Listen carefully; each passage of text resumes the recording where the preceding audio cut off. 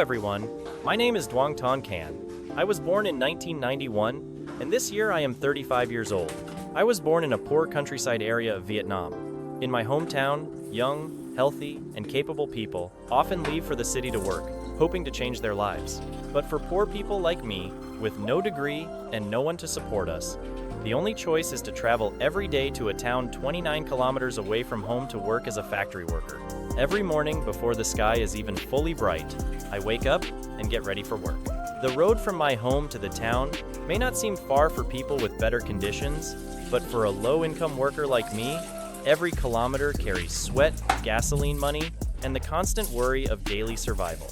I have worked for more than 10 years. I never dared to spend money freely, never dared to eat good food, and never dared to buy anything for myself. Sometimes, I watched others going out, gathering with friends, while I quietly went to work and then returned to a silent room. The house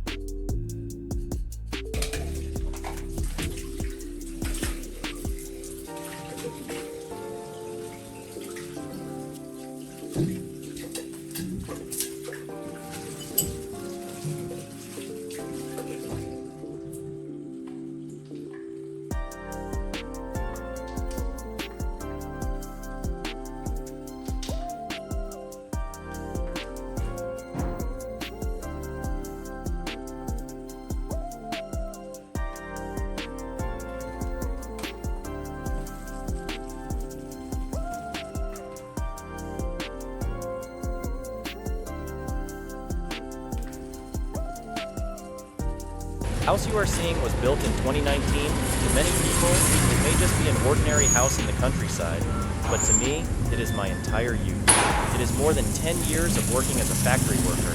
It is meals I saved money on, days when I was sick but still did not dare to rest, and countless moments when I held my small salary in my hands and told myself, just try a little longer, and one day I will have a roof over my head. But until now, half of this house is still in debt. Every time I look up at the roof, I feel both love and fear. I love it because it is the only thing I have tried so hard to keep in my life. I fear it because I do not know when I will ever be able to pay off the debt. Some nights, lying alone in this house, I hear the wind blowing outside the yard, and the emptiness of the house feels cold to my heart. People have homes so they can gather with family, but even though I have a house, many times I still feel as lonely as if I had nowhere to return to. I lost love and care very early in life. My father passed away when I was only 2 years old. At that time, I was too young to remember his face, too young to be taken out by him, too young to clearly call him Dad. My whole childhood was spent with only my mother, but then my mother also passed away when I was 19 years old. From the day my mother died, I felt like someone left behind in this life. There was no one waiting for me to come home for dinner, no one asking if I was tired after work, no one scolding me for wearing thin clothes when the weather was cold. When my mother was still alive, I did not know how precious those small things were. Only after losing her did I understand that having someone truly care about you is the most valuable thing in the world. I have lived alone from that time until now. No parents, no lover, no close friends. I am a shy person. I do not talk much, and I do not know how to start a conversation with others. At work, I only keep my head down and focus on my job. After work, while others invite each other for drinks or meals, I quietly go home. It is not that I do not want friends. Many times, I simply do not know what to say or where to begin.